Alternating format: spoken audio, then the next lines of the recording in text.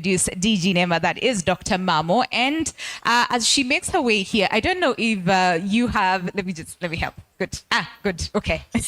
I don't know if you've noticed where we are today, right? And it's not just a beautiful space, but there's so many other things that we have noticed in terms of what has been repurposed. And I don't know if the CS has also noticed, and everybody else, in terms of the repurposed container to the repurposed, lighting downstairs as well. If you've been to the washrooms, in case you do not know where they are on my left, your right, from the sinks as well to the taps. So there's a lot of, reimagining that is not just happening here in the conference, but also in the space that we are in. So, Dr. Sally Karibu Sana, introducing the rest of your team. Please use this mic. Okay.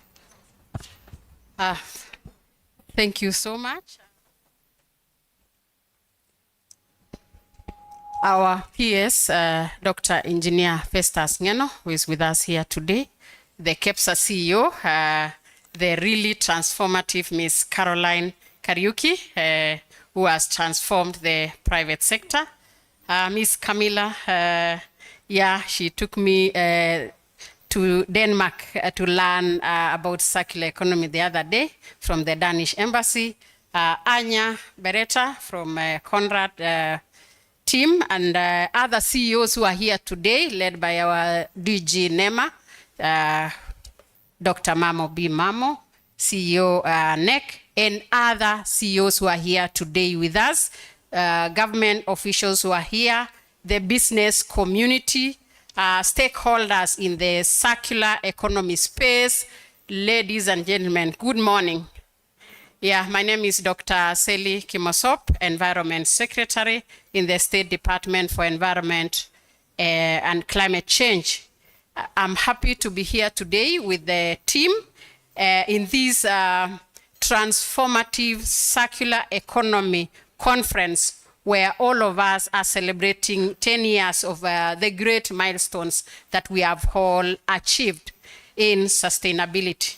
I want to appreciate the organizers led by the KEPSA team, together with the other partners who have really brought all of us together, government and the business community, as we all move from linear to the circular economy, where we are not only protecting the environment, but we are building resilience and competitive businesses for all to thrive. And these circular approaches can open various markets that will reduce operational cost and create inclusive green jobs for youth and women in line with the bottom-up economic transformational agenda. I know the PS will speak on behalf of the ministry, but allow me to welcome the CEO, National Environment Complex Committee, to make a few remarks. That is the team that has come with the PS, just a few remarks for 5 minutes, and then we have the DG NEMA, and then as she comes, we can have the ministry staff to just wave to the crowd. Ministry staff led by director. NEMA team, they are also here. So thank you. Welcome, Madam CEO. Good morning, everyone. PS, Dr. Ngeno, and our DG, and everyone else. My name is Mary Njogu, the CEO, National Environmental Complaints Committee. I'll just highlight on what we do, our mandate. The National Environmental Complaints Committee is mandated to investigate all the complaints on environmental issues in Kenya. And the sort of investigations we do and the complaints that we receive are on air pollution, noise pollution, water pollution, poor waste management, and wanton degradation of the forests, sand harvesting, quarrying, and any other complaint that we receive in regard to non-compliance with MCA.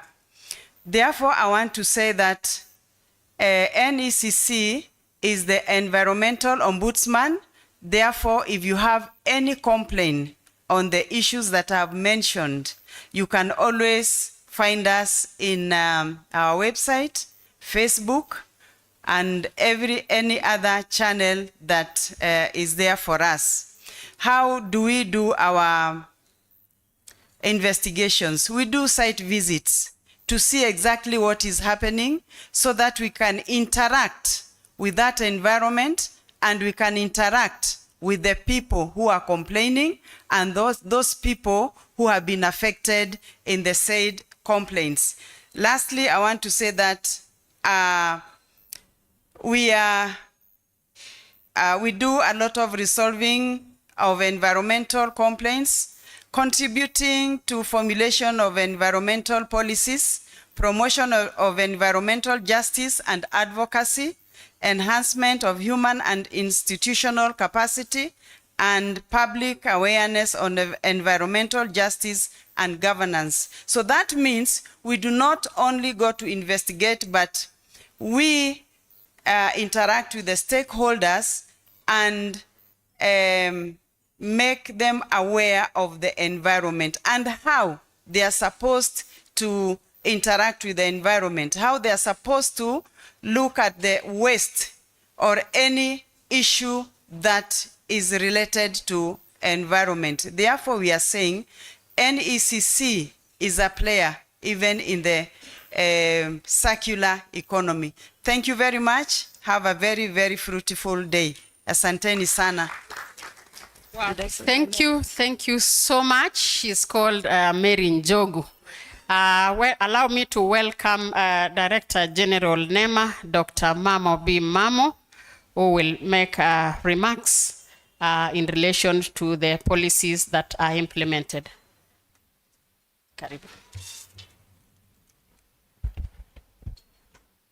Thank you so much, Dr. Seli, our PS, Dr. Engineer Festus Ngeno, CEO, KEPSA, colleagues from Danish Embassy, Camilla, Conrad, distinguished delegates, good morning.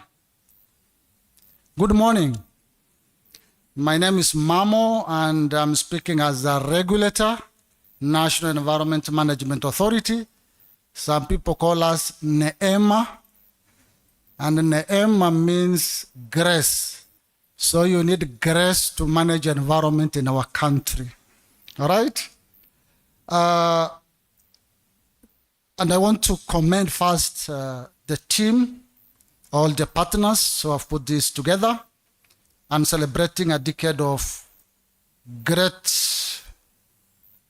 sustainability, or rather great innovations that we've seen around. Now, waste management is everyone's responsibility. And when you talk of circular economy, it's just not in waste management. We are looking at all spheres of economy, and we are all circular economy champions. And waste management is everyone's responsibility. If you look at what government has put in place in terms of environmental policies, legislations, and even constitution, because most people call our constitution green constitution because we have mainstream environmental issues in our constitution. If you look at the preamble of our constitution, the fourth preamble talks about environment, which we need to sustain for now and the future environment. With future generation. Looking at other articles of our constitution, like Article 42 of our constitution, gives us right, all citizens right to live in a clean, healthy, and secure environment. As we talk about our right, we need to talk about our responsibility as citizens of this country. Because the government can put in place measures, policies, strategies, legal framework, and even institutional framework. But if as citizens of this country, we do not take action to enhance the quality of the environment, then it's going to be very difficult to achieve sustainability in our country. NEMA is established by an act of parliament that we call Environmental Management and Coordination Act of 1999. And under Section 3 of MCA Act, we are given a right as citizens of this country to enhance the quality of the environment. Before 1999, and I want to make this very clear to everyone, before 1999, we never had those legal framework, or what the lawyers will call the locus standi, the legal rights. Because public interest litigation then was vested in the office of the Attorney General. So the citizen did not have the legal right to take anyone to court on behalf of the environment. And I want to give a very classic example. Early 1990s, when the late Professor Wangari Maathai took the then government to court because the government wanted to construct 60-story building at the heart of the Uhuru Park. When she went to court, she was told she does not have the legal right to take anyone to court on behalf of the environment. Because as I said, public interest litigation then was vested in the office of the Attorney General. But now, courtesy of the Environmental Management and Coordination Act, which has been reviewed 2015 and it's still under final level review, we all have the locus standi, the legal rights to take anyone to court, including NEMA.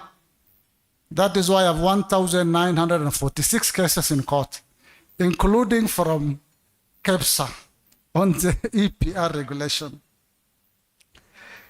Then we came up with Sustainable Waste Management Act 2022, which essentially was to transition this country from linear waste management to circular model of waste management, where we need to drive value out of waste so that the product can be in the loop for long. But most people treat waste as just waste and not a resource, because waste is a resource. Takataka ni mali. But if you see the way Kenyans are littering the environment, then they are throwing away the waste, throwing away the resource, which they should be enhancing. Because as you drive on the highway, people will just roll down the window and throw away what? The waste. You are the waste generator. Whom do you think will pick your waste? NEMA? Yes. People think NEMA are going to collect the waste.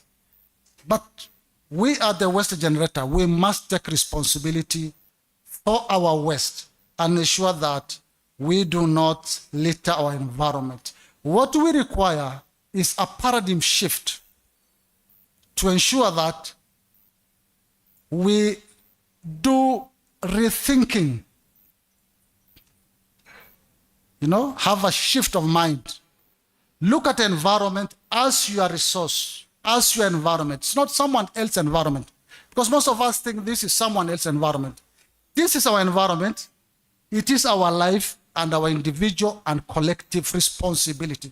Once we know that, then we'll be able to ensure that we look after our environment. Then we came up with a regulation that we call EPR, Extended Producer Responsibility, where we bestowed the obligation of a product on the producers because they introduced this product into our market and they needed to take responsibility. But there is something we are forgetting. There is also the extended citizen responsibility. The ECR, citizen must take responsibility. As much as we push the producers or the product owners or the brand owners, the citizen also must take responsibility and ensure that we enhance the quality of our environment. Because all of us are sustainability champions. As NEMA, we are working closely with schools, institutions, universities to ensure that we green the universities by greening their curriculum, mainstream environmental issues into the school curriculum, by also greening the students by creating awareness